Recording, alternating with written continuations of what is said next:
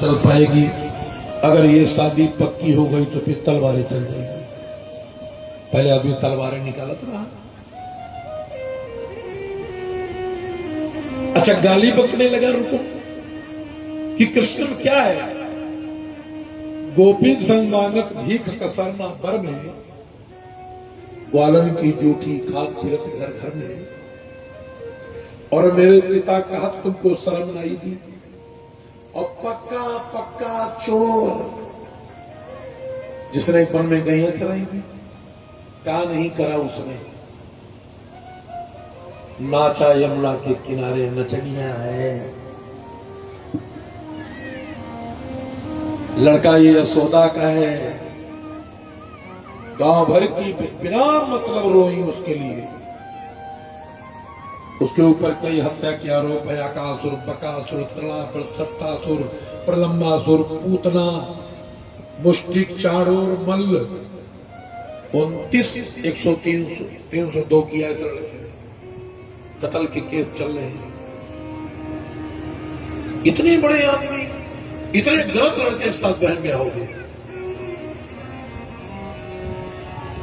अच्छा, एक बात जब कहा तो ये जिनकी कथा आप सुन रहे हो, पता नहीं इस भगवान में क्या जादू था। नई नई बहुएं गांव में आती, एक दो तीन दिन पति के घर रहती, और मोहल्ला में जैसे देवरानी जेठानी यमुना में पानी भरने जाए, बच्चों भगवान को एक बार गोपी देखे और भगवान केवल झुककर पैर छोले कि भाभी हरि ओम। ऐसा नहीं गोपियों के भगवान पैर छूते थे। इसीलिए जो चंदन लगाए हैं मस्तक पर, ये गोपी चंदन है। जिन स्त्रियों के भगवान झुककर पैर छूते थे, उनके पैरों के तलवार की धूल चंदन बन गया। उसी चंदन को संत ब्राह्मण में लगाते हैं। वो सब गोकुल और वृंदावन की अहिरों की पत्नियां थी। उनका गोपियां नाम था। गोपी नाम से मशहूर थी, लेकिन भगवान कृष्ण के प्रेम में वो चलती थी। आगे आगे वो चल पड़े रहे। तो एक गोपी दूसरी गोपी से, यानी देवरानी जेठानी से रोवे की सखी रे।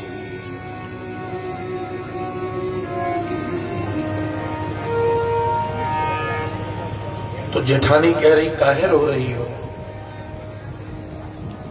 वो फिर गले में पैया डाल कर रोगी, हाँ सखी रे।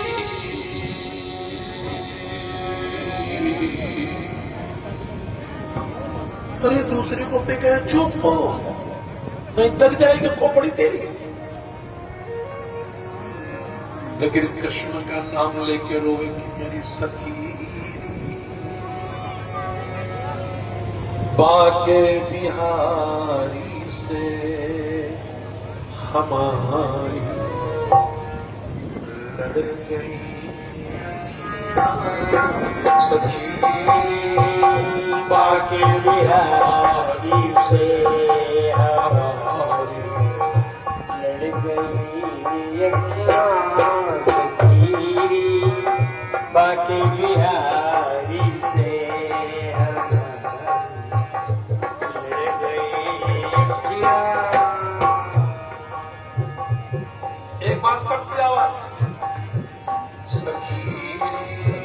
बाके बिहारी से हमारी लड़ गई अखियाँ सखी।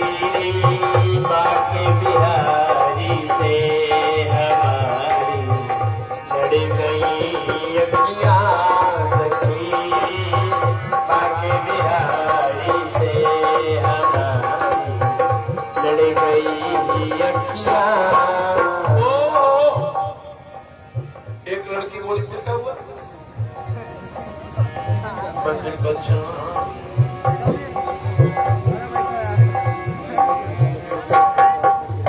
हाँ बचाई, वेलकम टू माय न्यू बचाई थी बहुत, लेकिन निगोरी चल गई अखियाँ